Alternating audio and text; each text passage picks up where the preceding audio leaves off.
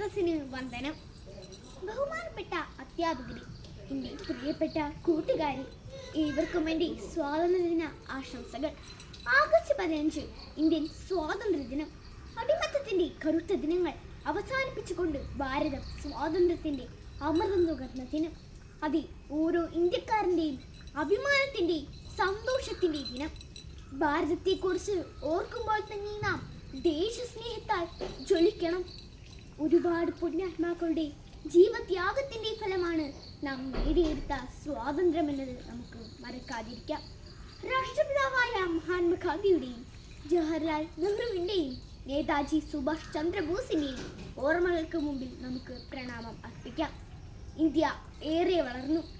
ശാസ്ത്ര സാങ്കേതിക വിദ്യകൾ, വിദ്യാഭ്യാസം, ആരോഗ്യം, കായികം, വാണിജ്യം എന്നിവയിലെല്ലാം ഇന്ത്യ ലോകത്തെ അതിശയിപ്പിക്കുന്നു.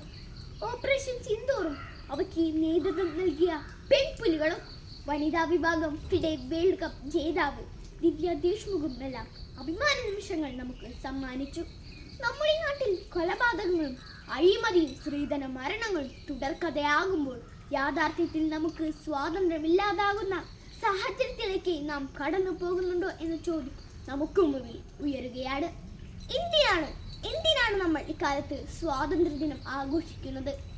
ഓർമ്മിക്കാൻ വേണ്ടി മാത്രമല്ല, പുതിയ ദിശ കാണാനും പുതിയ ഇന്ത്യയെ നമുക്ക് പടുത്തുയർത്താനും വേണ്ടിയാണ്. നമ്മുടെ ഇന്ത്യക്ക് വേണ്ടത് പുതിയ ഭഗത് സിംഗുമാർ, അംബേദ്കർമാർ, കലാകാരന്മാർ, കർഷകർ, അധ്യാപകർ, വിദ്യാർത്ഥികൾ. അതിൽ സ്വപ്നം കാണാനും ആ സ്വപ്നത്തിനായി നിലകൊള്ളാനും ധൈര്യമുള്ളവർ. സ്നേഹവും ഐക്യവുമാണ് നമ്മുടെ രാജ്യത്തിൻ്റെ ഏറ്റവും വലിയ ശക്തി. നാനാത്വത്തിൽ ഏകത്വം നിറയുന്ന കേദാരങ്ങളാകണം ഓരോ ക്ലാസ് മുറികളും വിദ്യാലയങ്ങളും. തങ്ങൾക്ക് ലഭിച്ച സ്വാതന്ത്ര്യത്തിൻ്റെ തട്ടകത്തിൽ ചുവടുനീ ഇന്ത്യ പടുത്തുയർത്തിയത് ഒരു ഏകാധിപത്യ സാമ്രാജ്യമല്ലായിരുന്നു. അത് ജനങ്ങൾക്ക് വേണ്ടി ജനങ്ങളാൽ നയിക്കപ്പെടുന്ന ഭരണമെന്ന ജനാധിപത്യ വ്യവസ്ഥയാണ് അടിസ്ഥാനമാക്കിയത്. അങ്ങനെ ലോകത്തിലെ ഏറ്റവും വലിയ ജനാധിപത്യ ശക്തിയായി ഇന്ത്യയെ ഉയർത്തിയതിന് തുടക്കം കുറിച്ച ദിനം കൂടിയാണ് ആഗസ്റ്റ് 15. ഇന്ത്യ 79ാം സ്വാതന്ത്ര്യദിനം ആഘോഷിക്കുമ്പോൾ നമുക്ക് നമ്മുടെ രാഷ്ട്രത്തിന് വേണ്ടി പ്രവർത്തിക്കാം.